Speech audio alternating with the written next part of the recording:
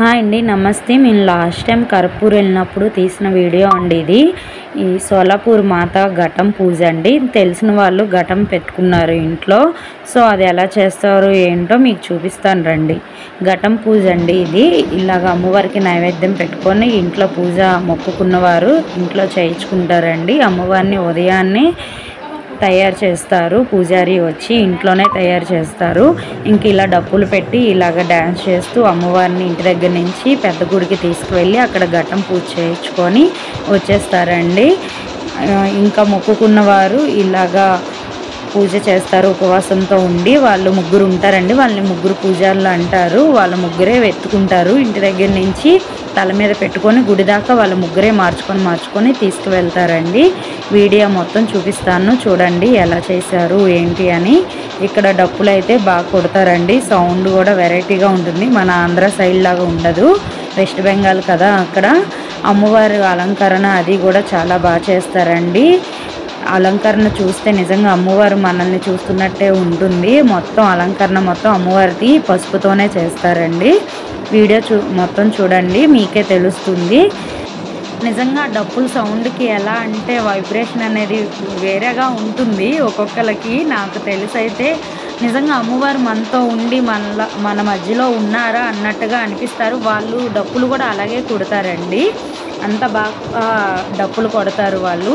ఇంకా ముర్రాట కూడా పెట్టుకుంటారండి ఆడవాళ్ళు. ఇగోండి ఇలా ముర్రాట ఘటం పట్టుకొని ఎదురు నడుస్తే వెనక ఆడవాళ్ళు ముగ్గురు ఉంటారు. వాళ్ళు ముర్రాట తల మీద పెట్టుకొని నడుస్తారు. ఇంక ఇంటి దగ్గర నుంచి ఇలా వీధుల్లో ఇలాగ ఊరేగించుకొని పెద్ద గుడికి అలాగే నడుచుకొని వెళ్తారండి. వీళ్ళే ముగ్గురు పూజారులు అన్నాను కదా, వాళ్ళ ముగ్గురే ఎత్తుకోవాలి ఆ తల్లిని.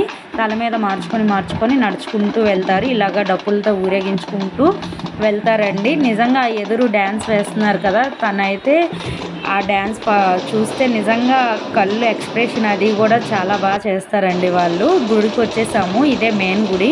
ఇంకా గుడి చుట్టూ కూడా 3 రౌండ్లు వేస్తారండి. గుడి ఎంట్రన్స్ అవ్వగానే వాళ్ళు ఫస్ట్ ఎవరు ఎత్తుకున్నారో మొక్కుకున్నారో వాళ్ళే తీసుకోవాలి, తల్లిని నెత్తి మీద పెట్టుకోవాలి, మోకాల మీద నడుస్తారు. గుడి లోపలికి కూడా మోకాల మీదే వెళ్తారండి. తర్వాత 3 రౌండ్లు వేసి తల్లిని లోపల పెట్టేసి పూజ చేసుకొని వచ్చేస్తారు. ఇంకా డప్పుల సౌండ్ మీరే వినండి.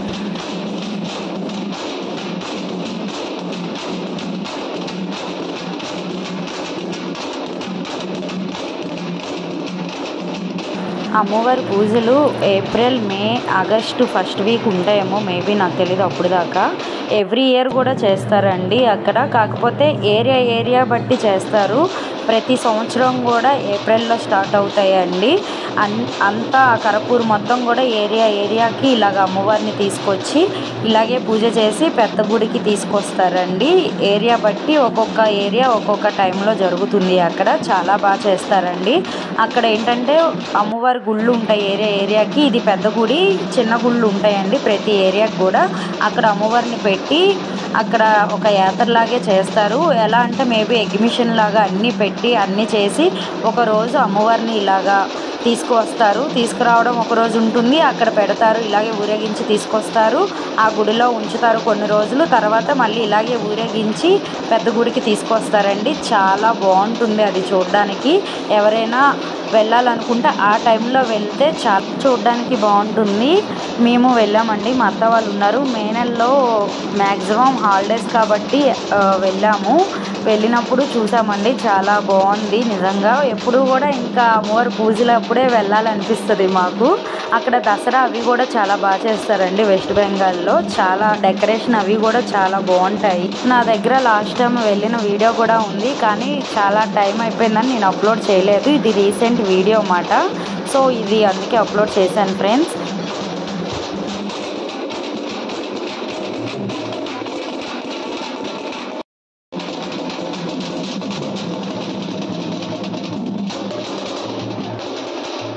ఇక్కడ మీరు చూసినట్టయితే ఆ డప్పులు అనేవి ఎలా కొడుతున్నారో ఆ సౌండ్ కూడా మీరు వినండి.